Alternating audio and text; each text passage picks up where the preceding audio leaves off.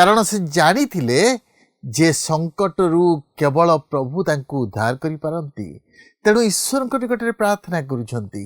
से कहउछंती प्रभु तुमे मो आश्रय ओ तुम ठारे मो शरण नेइछि। आज कौन आम प्रभु ठारे शरण नेउछु कि से आम मानकर आश्रय स्थल अटंती कि जीशुଙ୍କ मधुर वाक्य चला पथे साजे दीप आमरी चरण अलिभा आलोक देई जीवनर प्रतिपदे जीवनर प्रतिपदे बढ़ाए से सत्य पथे पथ प्रदर्शिका से जे पथ प्रदर्शिका पथ प्रदर्शिका पथ प्रदर्शिका। प्रिय दर्शक बंधु नमस्कार। प्रभु जीशुଙ୍କ मधुर नाम रे आपन को पथ प्रदर्शिका कार्यक्रम को स्वागत करूअछि। आपन किपरि अछंती? मोर विश्वास प्रभुଙ୍କ दया और अनुग्रह रु आपन निश्चय भल थिबे। आपन नियमित आम कार्यक्रम देखुछंती, शिक्षा लाभ करूछंती और आत्मिक जीवन रे बढ़ुछंती। सेथि पई मु विशेष आनंदित। प्रभु आपन को बहुल भावे आशीर्वाद करंतु। आमे आपन को फोन कॉल रो अपेक्षा रे अछु। जदि आपन को मध्यरु केही आम्मान को एपर्यंत फोन कर नाहंती, आज ही आम्मान को फोन करंतु। आपन को मध्यरु अनेक आम्मान को फोन रे जोगाजोग करूछंती। मु सेमान को धन्यवाद दिए। प्रभु आपन को बहुल भावे आशीर्वाद करंतु। आमे जेतेबेले गीत संहिता अध्ययन करू, विभिन्न प्रकार गीत लेखा जाइथिबा देखू। किछि प्रशंसार गीत, किछि उपासनार गीत, आउ किछि प्रचार गीत। किंतु आज आमे जे गीत उपरे अध्ययन करिबा ता प्रार्थनार गीत। आमे जो गीत अध्ययन करूछु ता हला गीत संहिता 61 और 62। सेथिरे प्रार्थनार गीत लेखा अछि। दाऊद तांको दुख समस्यार मध्यरे ईश्वरଙ୍କ निकटरे प्रार्थना करूछंती। ईश्वरଙ୍କୁ तांको आश्रय और भरोसा भूमि करिछंती। ईश्वरଙ୍କ निकटरे मनर सबु कथा कहउछंती। कारण से जानी थिले तांको संकट रु प्रभु केवल तांको उद्धार करि पारंती। तेणु ईश्वरଙ୍କ निकटरे प्रार्थना करूछंती। साहाय्य निमंते प्रार्थना करी प्रभुଙ୍କୁ डाकुछंती। से तांको निकटरे शरण नेइछंती। एपरिकी ईश्वरଙ୍କ उपस्थिति मध्यरे रहिबाकु बांछा करूछंती। आज ये आमे केउ स्थान रे रहिबाकु इच्छा करूछु? कोन ईश्वर आम आश्रय स्थल अटंती? तबे आसंतु ए संपर्क रे अधिक आलोचना करिबा पूर्वरु एक भक्तिमूलक गीत सुनिबा। प्रतिपालक से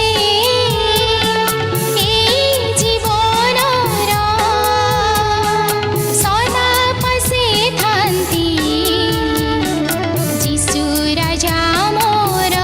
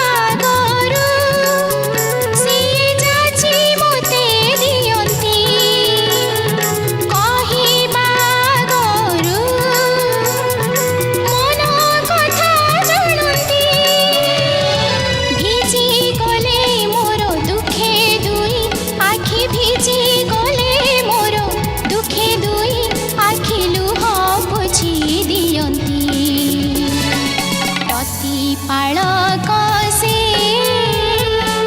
ଏ ଜୀବନର ସଦା ପାଶେ ଥାନ୍ତି ଯୀଶୁ ରାଜା ମୋର ଯୀଶୁ ରାଜା ମୋର।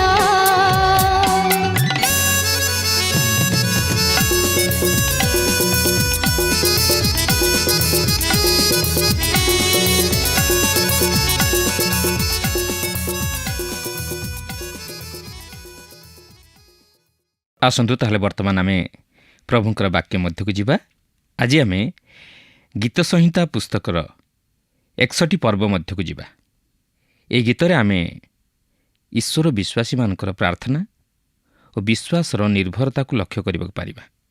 ଏହି 8ଟି ଯାକ ପର୍ବରେ ଯେତେବେଳେ ସେମାନେ ପ୍ରଭୁଙ୍କଠାରେ ପ୍ରାର୍ଥନାର ସହିତ ନିବେଦନ କରିବାର ବିଷୟକୁ ଆମେ ଶୁଣିବା, ସେତେବେଳେ ଆମେ ସେମାନଙ୍କ ଜୀବନରେ ପ୍ରଭୁଙ୍କ ପ୍ରତି ସିଧାସଳଖ ଏକ ବିଶ୍ୱାସର ନିର୍ଭରଶୀଳତାର ଜୀବନକୁ ଲକ୍ଷ୍ୟ କରିବାକୁ ପାରିବା। ଏପରିକି ଏହି ଗୀତଗୁଡ଼ିକରେ ଆପଣ ପ୍ରଭୁ ଯୀଶୁଖ୍ରୀଷ୍ଟଙ୍କୁ ମଧ୍ୟ ଦେଖିବାକୁ ପାରିବେ ଓ ଆପଣଙ୍କ ଜୀବନ ନିମନ୍ତେ ମଧ୍ୟ ଅନେକ ଶିକ୍ଷା ପ୍ରାପ୍ତ ହେବେ। ଏହା ହେଉଛି ଦାଉଦଙ୍କର ଗୀତ। ଏହା ହେଉଛି ଏକ ଗୀତ ଯେଉଁ ଗୀତରେ ତାରଯୁକ୍ତ ଯନ୍ତ୍ର ବ୍ୟବହୃତ ହୋଇଅଛି, ଯାହାକି ଦାଉଦ ନିଜେ ବ୍ୟବହାର କରିଅଛନ୍ତି, କାରଣ ଏହା ଏକ ଅବସାଦ ଭରା ସ୍ୱରରେ ରଚିତ। ଏହା ହେଉଛି ଦାଉଦଙ୍କ ହୃଦୟର ଏକ ଆକୁଳ ପ୍ରାର୍ଥନା। ଏହା ହିଁ ଏହି ପ୍ରାର୍ଥନାକୁ ବର୍ତ୍ତମାନର ପ୍ରାର୍ଥନାଠାରୁ ପୃଥକ୍ କରେ, କାରଣ ବର୍ତ୍ତମାନର ପ୍ରାର୍ଥନାରେ ଆମେ ଏକ ଧାରାବାହିକତା ବା ଏକ ପ୍ରକାର ଶୈଳୀ ଲକ୍ଷ୍ୟ କରିବାକୁ ପାରୁ, ଯାହାକି ହୃଦୟ ମଧ୍ୟରୁ ଆସିନଥାଏ, ମାତ୍ର କେବଳ ମୁଖରୁ ଉଚ୍ଚାରିତ ହୋଇଥାଏ। ଆଜି ଆମେ ସମସ୍ତେ ଯେତେବେଳେ ପ୍ରାର୍ଥନା କରୁ, ଆମେ ଈଶ୍ୱରଙ୍କ ନିକଟରେ ଏକ ବଜାର ସଉଦା ତାଲିକା ରଖିବା ପରି ତାଲିକା ରଖି ପ୍ରାର୍ଥନା କରୁ, ଯେପରିକି ଆମକୁ କୌଣସି ପ୍ରକାର ଅଭାବ ବା ଅସୁବିଧାର ସମ୍ମୁଖୀନ ହେବାକୁ ନ ପଡ଼େ। ଆଉ ମୁଁ ଭାବେ ସେହି ପ୍ରକାର ମନୋଭାବ ନେଇ ପ୍ରାର୍ଥନା ଆଜି ଆମ ପ୍ରାର୍ଥନାକୁ ନିରୁତ୍ତର କରିଦେଉଛି। ଆଜି ଆମମାନେ ଆନୁଷ୍ଠାନିକ ଭାବେ, ମାଣ୍ଡଳିକ ଭାବେ, ପାରିବାରିକ ଭାବେ ଓ ଦଳଗତ ଭାବେ ପ୍ରାର୍ଥନା କରୁଅଛୁ, କିନ୍ତୁ ଆମମାନଙ୍କର ପ୍ରାର୍ଥନା ହୃଦୟ ମଧ୍ୟରୁ ଆସିବା ଉଚିତ। ଆଜି ଆମମାନେ ଏହି ପ୍ରକାର ଆନ୍ତରିକତାର ସହିତ ପ୍ରାର୍ଥନା ପ୍ରାୟ କ୍ୱଚିତ ଲକ୍ଷ୍ୟ କରିବାକୁ ପାରୁ, କିନ୍ତୁ ଆମେ ଦାଉଦଙ୍କ ଜୀବନରେ ତାହା ମୁଖ୍ୟ ସ୍ଥାନ ନେଇଥିବାର ଲକ୍ଷ୍ୟ କରିବାକୁ ପାରୁ। ଏହା ଦାଉଦଙ୍କ ହୃଦୟର ପ୍ରାର୍ଥନା। ତେବେ 61ଟି ପର୍ବର ପ୍ରଥମ 2 ପଦରେ ଏହିପରି ଲେଖା ଅଛି, ହେ ପରମେଶ୍ୱର, ମୋର କାକୁକ୍ତି ଶୁଣ, ମୋ ପ୍ରାର୍ଥନାରେ ମନୋଯୋଗ କର। ମୋ ମନ ଉଦ୍ବିଗ୍ନ ହେବାବେଳେ ମୁଁ ପୃଥିବୀର ପ୍ରାନ୍ତରୁ ତୁମକୁ ଡାକିବି। ମୋଠାରୁ ଉଚ୍ଚତର ଶୈଳକୁ ମୋତେ ନେଇଯାଅ। ଦେଖନ୍ତୁ, ଲେଖା ଅଛି, ମୁଁ ପୃଥିବୀର ପ୍ରାନ୍ତରୁ ତୁମ୍ଭକୁ ଡାକିବି। ଆପଣ ଯେତେବେଳେ ପ୍ରାର୍ଥନା କରନ୍ତି, ସେତେବେଳେ ଆପଣ କେବେ ଚିନ୍ତା କରିଛନ୍ତି ଯେ ଈଶ୍ୱର ସ୍ୱର୍ଗରେ ଅଛନ୍ତି ଓ ଆପଣ ହିଁ ଧରାପୃଷ୍ଠରେ ଅଛନ୍ତି ବୋଲି? କିନ୍ତୁ ଦାଉଦ ଅନୁଭବ କରନ୍ତି ଯେ ସେ ଏହି ପୃଥିବୀରେ ଅଛନ୍ତି ଓ ଈଶ୍ୱର ସେହି ସ୍ୱର୍ଗରେ ଅଛନ୍ତି। ତେଣୁକରି ସେ ଈଶ୍ୱରଙ୍କର ନିକଟବର୍ତ୍ତୀ ହେବାକୁ ଚେଷ୍ଟା କରୁଅଛନ୍ତି। ସେ ଏକ ଶୈଳ ଉପରକୁ ଯିବାକୁ ଚାହାନ୍ତି, ଯାହାକି ତାହାଙ୍କଠାରୁ ଉଚ୍ଚତର। ଯୀଶୁଙ୍କ ବିଷୟ ନେଇ ଆଜି ଲୋକମାନଙ୍କର ଯେଉଁ ସଂକୀର୍ଣ୍ଣ ଚିନ୍ତାଧାରା ରହିଅଛି, ଏହାର କାରଣ ହେଉଛି ଯେ ତାହାଙ୍କୁ ଜଗତର ତ୍ରାଣକର୍ତ୍ତା ବା ପ୍ରଭୁ ବୋଲି ଉପସ୍ଥାପିତ କରାଯାଏ ନାହିଁ, କିମ୍ବା ତାହାଙ୍କୁ ସେହିପରି ଭାବେ ଗ୍ରହଣ କରାଯାଏ ନାହିଁ। ତାହାଙ୍କୁ ଜଣେ ସାଧାରଣ ମନୁଷ୍ୟ ଭାବେ ଚିନ୍ତା କରାଯାଏ। ସେ ହେଉଛନ୍ତି ଶୈଳ, ଯେ କି ମନୁଷ୍ୟ ଅପେକ୍ଷା ଶ୍ରେଷ୍ଠ ନୁହନ୍ତି, କିନ୍ତୁ ମୁଁ ସେହି ଶୈଳ ନିକଟକୁ ଯିବାକୁ ଚାହେଁ, ଯେ କି ମୋ ଅପେକ୍ଷା ଉଚ୍ଚତର। ଈଶ୍ୱରଙ୍କ ବାକ୍ୟ ମୋତେ କୁହେ ଯେ ସେହି ଶୈଳ ହେଉଛନ୍ତି ଖ୍ରୀଷ୍ଟ। ପ୍ରଥମ କରିନ୍ଥୀୟ 10 ପର୍ବର 4 ପଦରେ ଲେଖା ଅଛି, ଆଉ ସମସ୍ତେ ଏକ ପାରମାର୍ଥିକ ଖାଦ୍ୟ ଭୋଜନ କଲେ ଓ ସମସ୍ତେ ଏକ ପାରମାର୍ଥିକ ପେୟ ପାନ କଲେ, ଯେଣୁ ସେମାନେ ସେମାନଙ୍କ ଅନୁବର୍ତ୍ତୀ ପାରମାର୍ଥିକ ଶୈଳରୁ ପାନ କରୁଥିଲେ, ଆଉ ସେହି ଶୈଳ ଖ୍ରୀଷ୍ଟ। ତେଣୁ ସେହି ପ୍ରଭୁ ଯୀଶୁ ଖ୍ରୀଷ୍ଟ ମୋଠାରୁ ଯଥେଷ୍ଟ ମହାନ ଓ ଉଚ୍ଚତର, ଆଉ ସେ ଉଚ୍ଚରେ ଅଛନ୍ତି।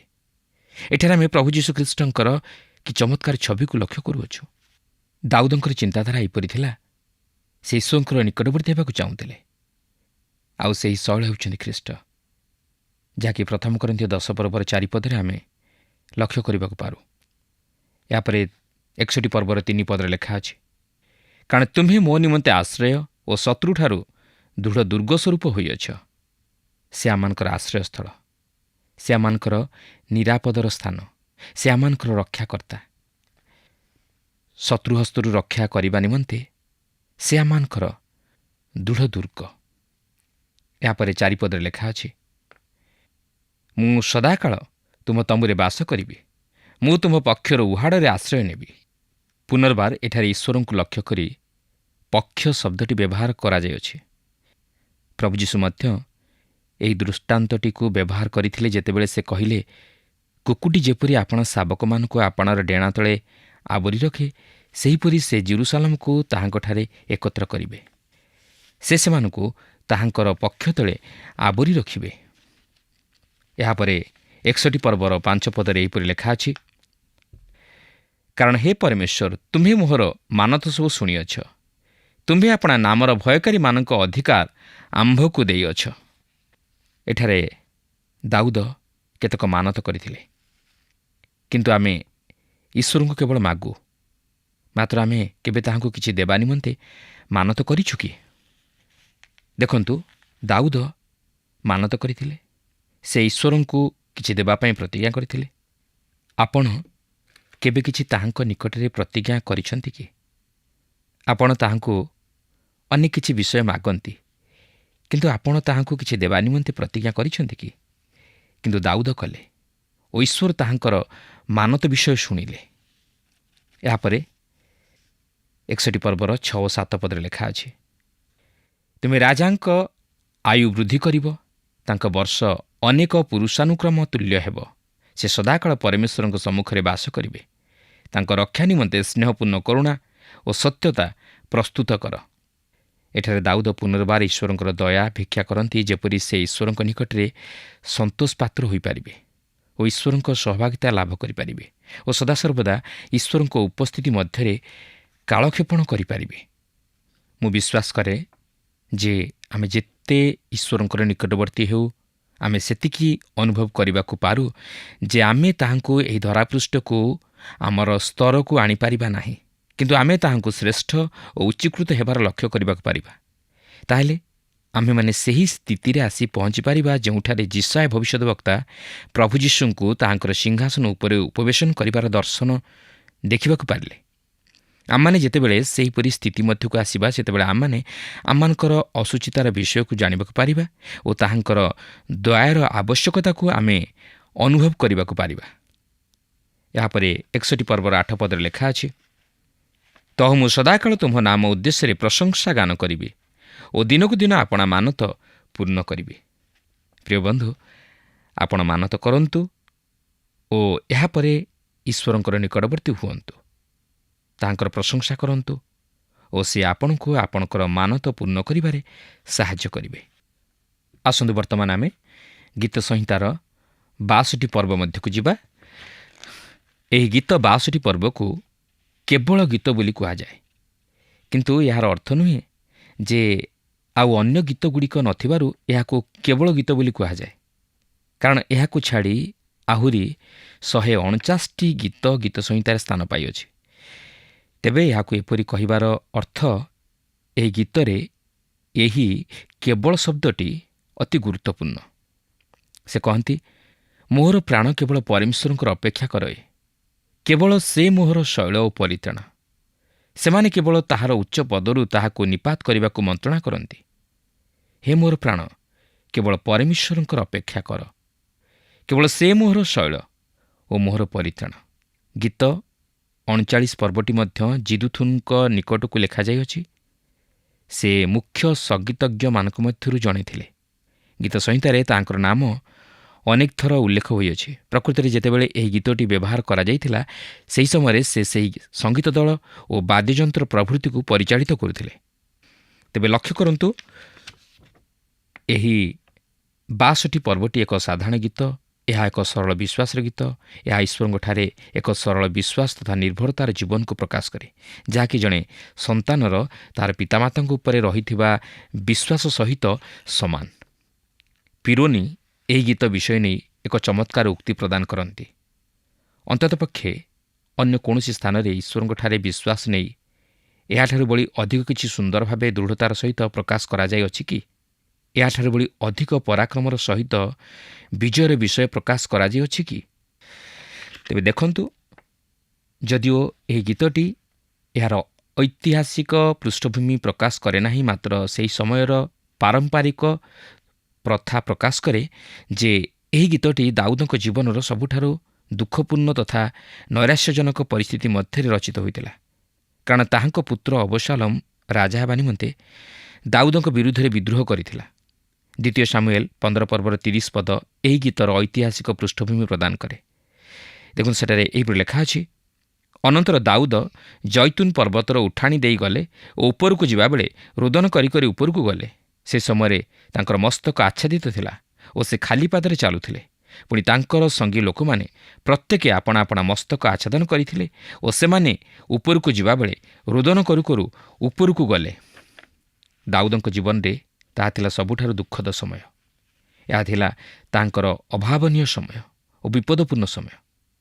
ରାଜା ଦାଉଦଙ୍କ ଜୀବନରେ ଏହିପରି ଏକ ଭୟଙ୍କର ସମୟ ଆସିଥିଲା। ଦାଉଦଙ୍କ ପୁତ୍ର ଅବଶାଲୋମ ଜେରୁସାଲେମ ଆଡ଼କୁ ଆଗେଇ ଆସୁଛି। ତାହାର ସେହି ପ୍ରବେଶ ଏକ ସିଦ୍ଧାନ୍ତ ନେବାର ସମୟକୁ ବାଧ୍ୟ କରୁଅଛି। କେତେକ ଦାଉଦଙ୍କୁ ମନୋନୀତ କରୁଅଛନ୍ତି ଓ ସେମାନଙ୍କ ମଧ୍ୟରୁ ଆଉ କେତେକ ଅବଶାଲୋମଙ୍କୁ ମନୋନୀତ କରୁଅଛନ୍ତି। ଏହା ଥିଲା ଏକ ସମୟ ଯେଉଁ ସମୟରେ ଦାଉଦ ଚିହ୍ନିବାକୁ ପାରିଲେ ଯେ କେଉଁମାନେ ତାହାଙ୍କର ସପକ୍ଷ ଓ କେଉଁମାନେ ତାହାଙ୍କର ବିପକ୍ଷ, କେଉଁମାନେ ତାହାଙ୍କ ପ୍ରତି ବିଶ୍ୱସ୍ତ ଓ କେଉଁମାନେ ତାହାଙ୍କ ପ୍ରତି ଅବିଶ୍ୱସ୍ତ, କେଉଁମାନେ ଶତ୍ରୁ ହସ୍ତରେ ସମର୍ପଣକାରୀ ଓ କେଉଁମାନେ ତାହାଙ୍କର ଅନୁଗମନକାରୀ, ତାହା ସେ ଭଲ ଭାବେ ଚିହ୍ନିଗଲେ। ଏହା ଏ ପ୍ରକାର ସମୟ ଥିଲା ଯେଉଁ ସମୟରେ କି ତାହାଙ୍କର ନିଜ ଲୋକମାନେ ଓ ବନ୍ଧୁମାନେ ତାହାଙ୍କ ସହିତ ପ୍ରତାରଣା କଲେ ଓ ତାହାଙ୍କୁ ଛାଡ଼ି ଚାଲିଗଲେ। ଏପରିକି ଦାଉଦ ଯାହା ଉପରେ ଭରସା ରଖିଥିଲେ ସେହି ଅହିଥୋପଲ ମଧ୍ୟ ତାହାଙ୍କ ସହିତ ପ୍ରତାରଣା କରି ଅବଶାଲୋମର ସପକ୍ଷ ହେଲା। ଏହାପରେ ମଫିବୋଶତର ଦାସ ଶିବ ଆସି ଦାଉଦଙ୍କୁ କହିଲା, ତାହାର ପ୍ରଭୁ ଯେ କି ଯୋନାଥନର ପୁତ୍ର ଯାହା ସହିତ ଦାଉଦ ବନ୍ଧୁତା କରିଥିଲେ, ସେହି ମଫିବୋଶତ ମଧ୍ୟ ତାହାଙ୍କ ସହିତ ପ୍ରତାରଣା କରିଅଛି। ଏହି ସମସ୍ତ ବିଷୟ ହେତୁ ଦାଉଦ ଅତି ଦୁଃଖରେ ମର୍ମାହତ ହୋଇପଡ଼ିଥିଲେ। ଦାଉଦ ଯେତେବେଳେ ବିଳାପ କରୁ କରୁ ଖାଲି ପାଦରେ ନଗରରୁ ବାହାରି ପଳାଇ ଯାଉଥିଲେ, ସେତେବେଳେ ସିମିଇ ଜଣେ ବିନ୍ୟାମିନୀୟ ଗୋଷ୍ଠୀର ଲୋକ, ଯେ କି ପୂର୍ବତନ ରାଜା ସାଉଲଙ୍କ ପ୍ରତି ତଥାପି ଅତି ବିଶ୍ୱସ୍ତ ଥିଲା, ସେ ତାହାଙ୍କ ରାସ୍ତାରେ ଠିଆ ହେଲା। ଦାଉଦଙ୍କ ପ୍ରତି ତାର ହୃଦୟରେ ତିକ୍ତତା ଥିବା ହେତୁ ସେ ତାହାଙ୍କ ପ୍ରତି ପଥର ଫୋପାଡ଼ି ତାହାଙ୍କ ପଛେ ପଛେ ତାହାଙ୍କୁ ସାପ ଦେଇ ଚାଲିଲା।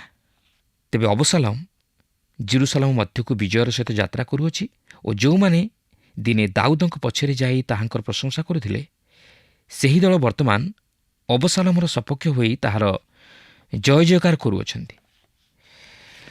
ଦେଖନ୍ତୁ, ଶହ ଶହ ବର୍ଷ ପରେ ଏହି ଲୋକମାନଙ୍କର ସନ୍ତାନମାନେ, ଯେଉଁମାନେ କି ଯୀଶୁଖ୍ରୀଷ୍ଟଙ୍କ ପଛରେ ହୋସାନା ହୋସାନା କହି ଚିତ୍କାର କରୁଥିଲେ ଓ ତହିଁର କିଛି ସମୟ ପରେ ତାହାଙ୍କୁ କ୍ରୁଶରେ ଚଢ଼ାଅ ବୋଲି ଚିତ୍କାର କଲେ, ଦାଉଦ ସେହି ଜନତାଙ୍କ ସ୍ୱରର ଧ୍ୱନିକୁ ଜାଣିଥିଲେ।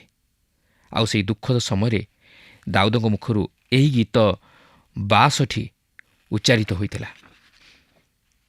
ତେବେ ଏହି ପ୍ରକାର ଏକ ପରିସ୍ଥିତି ମଧ୍ୟରେ ଦାଉଦ ଏହି ଗୀତଟିକୁ ରଚନା କରିଥିଲେ। ମାତ୍ର ତହିଁର ପରିବର୍ତ୍ତେ ପରିତ୍ରାଣ ଓ ପ୍ରଶଂସାର ଗୀତ ପ୍ରକାଶିତ ହେବାର ଆମେ ଲକ୍ଷ୍ୟ କରୁଅଛୁ ଓ ଏକ ସରଳ ବିଶ୍ୱାସକୁ ଲକ୍ଷ୍ୟ କରୁଅଛୁ। ତେବେ 62 ପର୍ବର ପ୍ରଥମ ପଦରୁ 4 ପଦରେ ଆମେ ବିଶ୍ୱାସର ପରୀକ୍ଷା ଲକ୍ଷ୍ୟ କରିବାକୁ ପାରିବା।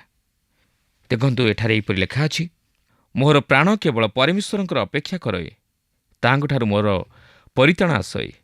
କେବଳ ସେ ମୋର ଶୈଳ ଓ ପରିତ୍ରାଣ, ସେ ମୋର ଉଚ୍ଚ ଦୁର୍ଗ, ମୁଁ ଅତିଶୟ ବିଚଳିତ ନହିବି। ନଇଁ ପଡ଼ିଥିବା କାନ୍ଥ ଓ ଟଳଟଳ ପ୍ରାଚୀର ତୁଲ୍ୟ ଜଣେ ମନୁଷ୍ୟକୁ ବଧ କରିବା ପାଇଁ ତୁମେ ସମସ୍ତେ କେତେ କାଳ ଲାଗିଥିବ? ସେମାନେ କେବଳ ତାହାର ଉଚ୍ଚ ପଦରୁ ତାହାକୁ ନିପାତ କରିବାକୁ ମନ୍ତ୍ରଣା କରନ୍ତି। ସେମାନେ ମିଥ୍ୟା କଥାରେ ସନ୍ତୁଷ୍ଟ। ସେମାନେ ମୁଖରେ ଆଶୀର୍ବାଦ କରନ୍ତି, ମାତ୍ର ଅନ୍ତରରେ ଶାପ ଦିଅନ୍ତି। ଏହି 62 ପର୍ବରେ ଆମେ ଜଣେ ବ୍ୟକ୍ତିଙ୍କୁ ଦେଖୁ, ଯେ କି ଈଶ୍ୱରଙ୍କ ନିକଟରେ ତାହାଙ୍କର ଗତି ସମର୍ପଣ କରିଅଛନ୍ତି ଓ ଜୀବନର ସମସ୍ତ ଝଡ଼ଝଞ୍ଝା, ଚାପ ଓ ଘାତ ପ୍ରତିଘାତ ସତ୍ତ୍ୱେ ମଧ୍ୟ ତହିଁ ଉପରେ ଜୟଯୁକ୍ତ ଜୀବନଯାପନ କରୁଅଛନ୍ତି। ଆଉ ଯେତେବେଳେ ଆମେ ଏହି ଗୀତଟିକୁ ଅଧ୍ୟୟନ କରିବାକୁ ଯାଉଅଛୁ, ଯାହାକି ଏହିପରି ଏକ ଅନ୍ଧକାର ସମୟ ଓ ପରୀକ୍ଷା ଓ ବିଫଳତା ସମୟ ମଧ୍ୟ ଦେଇ ତାହାଙ୍କ ହୃଦୟ ମଧ୍ୟରୁ ବାହାରି ଆସିଅଛି, ତହିଁରେ ଏକ ନିରୁତ୍ସାହଜନକ ଶବ୍ଦ ବା ହତାଶାର କୌଣସି ବିଷୟ ବା ଭୟର ବା ତିକ୍ତତାର ବିଷୟକୁ ଆମେ ଦେଖିବାକୁ ପାରିବା ନାହିଁ। ତେବେ ନିଃସନ୍ଦେହରେ କୁହାଯାଇପାରେ ଯେ ସେହି ସମୟରେ ଦାଉଦଙ୍କର ଚତୁଃପାର୍ଶ୍ୱରେ ଯେଉଁ ଧର୍ମୋନ୍ମତ୍ତ ବ୍ୟକ୍ତିମାନେ ଘେରି ରହିଥିଲେ, ଯେଉଁମାନେ କହୁଥିଲେ କି ସେ ତାହାଙ୍କର ବିଶ୍ୱାସରେ ସ୍ଥିର ରହିଥିଲେ, କାରଣ ସେ ଈଶ୍ୱରଙ୍କର ଅଭିଷିକ୍ତ ବ୍ୟକ୍ତି ଥିଲେ, ଆଉ ଈଶ୍ୱର ଏହି ସମସ୍ତ ବିଷୟ ଉପରେ କର୍ତ୍ତୃତ୍ୱ କରିବା ଉଚିତ। କିନ୍ତୁ ଦାଉଦ ସେପରି କହିଲେ ନାହିଁ। ସେ କହିଲେ ଯେ ତାହାଙ୍କର ଜୀବନ ଈଶ୍ୱରଙ୍କ ହସ୍ତରେ ଅଛି, ଆଉ ଯାହା ଜଣାଯାଏ ସେ ଅତି ଉତ୍ତମ ଜୀବନଯାପନ କରୁଥିଲେ। ତେଣୁକରି ସେ ମନୁଷ୍ୟର କୌଣସି ଚିତ୍ତ ପ୍ରବୋଧକ ବାକ୍ୟ ପ୍ରତି କର୍ଣ୍ଣ ନ ଦେଇ ଈଶ୍ୱରଙ୍କଠାରେ ବିଶ୍ୱାସରେ ସ୍ଥିର ରହିଲେ। ପ୍ରକୃତରେ ଏହା ଏକ ଈଶ୍ୱରଦତ୍ତ ବିଶ୍ୱାସ ଥିଲା। ମନୁଷ୍ୟମାନେ ଯାହାକୁ ପରାଜୟର ବିଷୟ ବୋଲି କହୁଥିଲେ, ଦାଉଦଙ୍କ ପ୍ରତି ତାହା ଥିଲା ଏକ ବିଶ୍ୱାସର ପରୀକ୍ଷା। ତଥାପି ଏହା ତାହାଙ୍କ ନିମନ୍ତେ ଏକ ବିଜୟର ବିଷୟ ପରି ଥିଲା। ଦାଉଦ ବିଶ୍ୱାସର ସହିତ ଅପେକ୍ଷା କରିଥିଲେ, କାରଣ ସେ ଜାଣିଥିଲେ ତାଙ୍କର ଜୀବନ ଈଶ୍ୱରଙ୍କ ହସ୍ତରେ ଓ ତାହାଙ୍କର ପରିତ୍ରାଣ ତାହାଙ୍କଠାରୁ ଆସେ।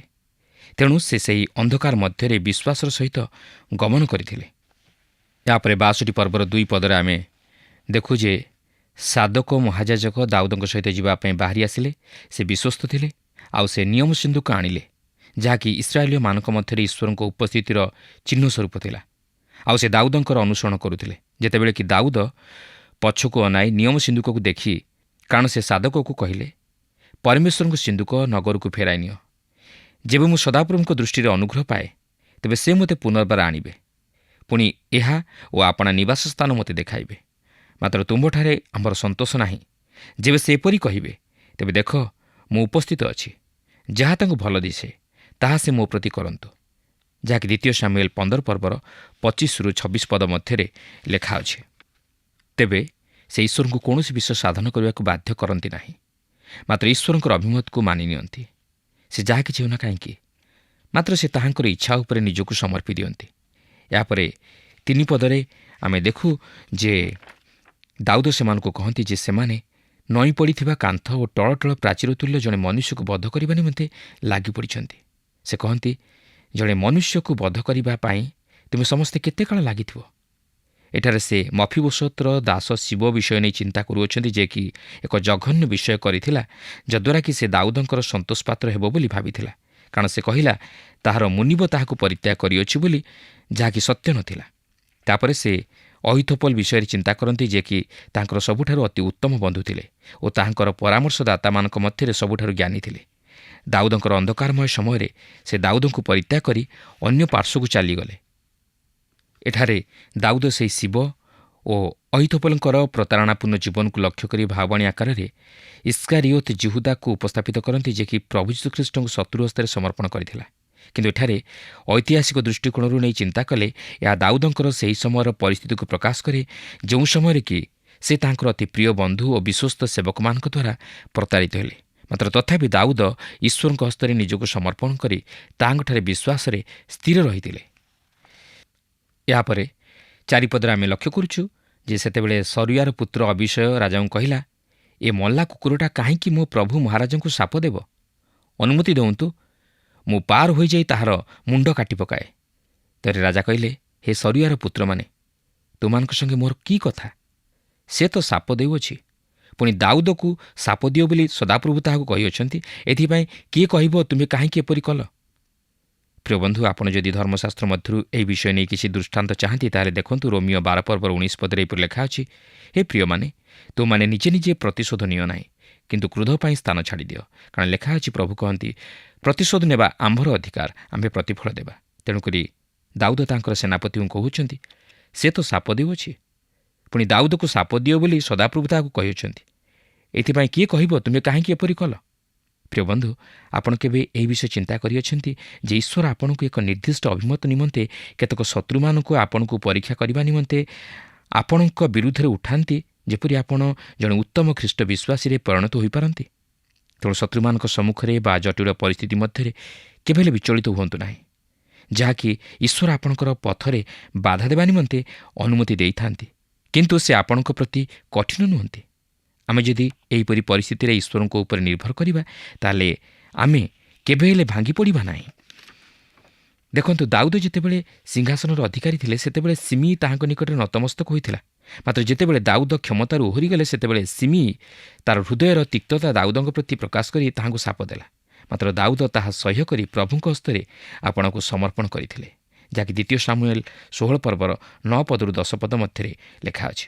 ପ୍ରଭୁ ପ୍ରତ୍ୟେକଙ୍କର ସହବର୍ତ୍ତୀ ହୁଅନ୍ତୁ। ଆଶା କରୁ ଆଜିର କାର୍ଯ୍ୟକ୍ରମ ଆପଣଙ୍କୁ ନିଶ୍ଚୟ ଭଲ ଲାଗିଥିବ ଓ ଆପଣ ଆତ୍ମିକ ଜୀବନରେ ଉପକୃତ ହୋଇଥିବେ। ଆମେ ଲକ୍ଷ୍ୟ କଲୁ ଯେ ଦାଉଦ ତାଙ୍କ ସଙ୍କଟ ସମୟରେ ଈଶ୍ୱରଙ୍କୁ ଠିକ୍ ଭାବେ ଚିହ୍ନି ପାରିଥିଲେ। ସେ ଯେ ତାଙ୍କ ଆଶ୍ରୟ ଅଟନ୍ତି, ସେ ସୁରକ୍ଷା ଅଟନ୍ତି ଜାଣିପାରିଥିଲେ। ଦାଉଦ ଜଣେ ରାଜା ହେଲେ ମଧ୍ୟ ସେ ସମ୍ପୂର୍ଣ୍ଣ ଈଶ୍ୱରଙ୍କ ଉପରେ ଭରସା ରଖିଥିଲେ। ସେ ଜାଣିଥିଲେ ଯେ ଈଶ୍ୱର କେବଳ ତାଙ୍କ ସମସ୍ୟା ସମୟରେ ଆଶା ଓ ଭରସା ଅଟନ୍ତି। ତାଙ୍କ ପ୍ରାର୍ଥନାର ଉତ୍ତର ସେ ଦେବେ, ତାଙ୍କ ସମସ୍ୟାରୁ ଉଦ୍ଧାର କରିବେ। ଈଶ୍ୱର ତାଙ୍କୁ ବଳ ଦେବେ ଓ ତାଙ୍କ ସମସ୍ୟା ସମୟରେ ତାଙ୍କ ଜୀବନର ମାର୍ଗଦର୍ଶକ ହେବେ।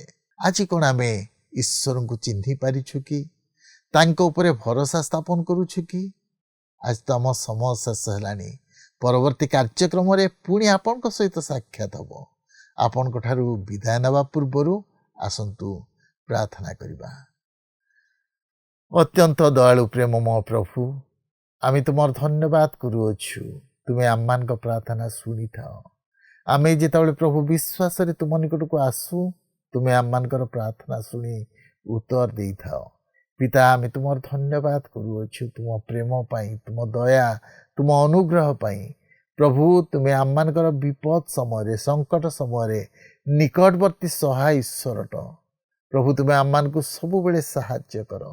ସେଥିପାଇଁ ଆମେ ତୁମର ଧନ୍ୟବାଦ କରୁଅଛୁ, ତୁମ ପ୍ରଶଂସା କରୁଅଛୁ, ତୁମ ନାମକୁ ଉଚ୍ଚୀକୃତ କରୁଅଛୁ, ତୁମର ଜୟ ଜୟକାର କରୁଅଛୁ। ପିତା, ତୁମେ ସାହାଯ୍ୟ କର। ପ୍ରଭୁ, ମୋର ଦର୍ଶକ ବନ୍ଧୁମାନେ ଯେଉଁମାନେ ବର୍ତ୍ତମାନ ପ୍ରଭୁ କାର୍ଯ୍ୟକ୍ରମ ଦେଖୁଛନ୍ତି, ସେମାନେ ଯେପରି ପ୍ରଭୁ ସେମାନଙ୍କ କଠିନ ପରିସ୍ଥିତିରେ ତୁମ ଆଡ଼କୁ ଦୃଷ୍ଟିପାତ କରିବେ, ସେଇ ଅନୁଗ୍ରହ ତୁମେ ଦାନ କର। ସବୁ ପ୍ରକାର ଅମଙ୍ଗଳରୁ ତୁମେ ଆମମାନଙ୍କୁ ରକ୍ଷା କର। ତୁମେ ଆମମାନଙ୍କ ପ୍ରାର୍ଥନା ଶୁଣିଲ, ଉତ୍ତର ଦେଲ ବୋଲି ଧନ୍ୟବାଦ ଦେଇ ଏହି ପ୍ରାର୍ଥନା ପ୍ରିୟ ଯୀଶୁଙ୍କ ନାମରେ ମାଗିଲୁ, ଆମେନ୍। ବହୁତ ବହୁତ ଧନ୍ୟବାଦ। ପ୍ରଭୁ ଆପଣଙ୍କୁ ଆଶୀର୍ବାଦ କରନ୍ତୁ। ଗତ ପ୍ରଶ୍ନର ଉତ୍ତରଟି ହେଲା ଡି, ଈଶ୍ୱରଙ୍କ ବାକ୍ୟ। ଆଜିର ପ୍ରଶ୍ନଟି ହେଲା, ଈଶ୍ୱରଙ୍କ ବାକ୍ୟରେ ଶୈଳ କାହାକୁ କୁହାଯାଏ? ଏ, ଖ୍ରୀଷ୍ଟ, ବି, ରାଜା, ସି, ଭାବବାଦୀ, ଡି, ପ୍ରେରିତ।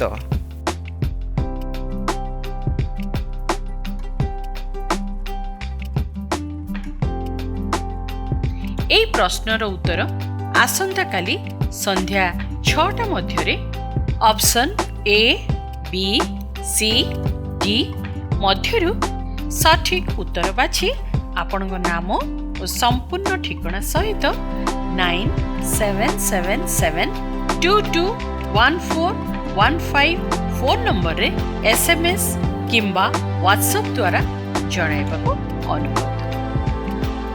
जदि आपको आम कार्यक्रम भल लगुच तेबे 044490812996 रे मिस्ड कॉल दे विजयी होई परिबे।